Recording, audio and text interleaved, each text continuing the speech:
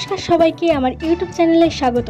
বিরিয়ানির জন্য perfect chicken কষা বানাতে আমি চিকেনের পরিমাণ অনুযায়ী নিয়েছি 2 টেবিল চামচ আদা বাটা, রসুন বাটা, নিয়েছি ফেটিয়ে রাখা 4 টেবিল চামচ টক দই, হলুদ গুঁড়ো, কাশ্মীরি লঙ্কার গুঁড়ো আর পরিমাণ মতো লঙ্কা গুঁড়ো, রিফাইন অয়েল দিয়েছি 2 টেবিল চামচ।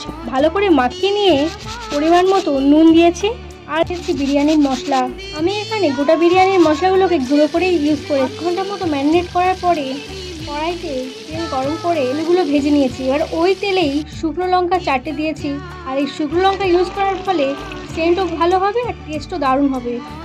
চিকেনটাকে ভালো করে কষিয়ে ওর মধ্যে বেরেস্তাটা দিয়ে দেবো আর দিয়ে দেবো ভেজে রাখা আলু। এবার কিছুক্ষণ নাড়িয়ে 20 মিনিট ঢাকা দিয়ে রেখে সিদ্ধ করে নেব।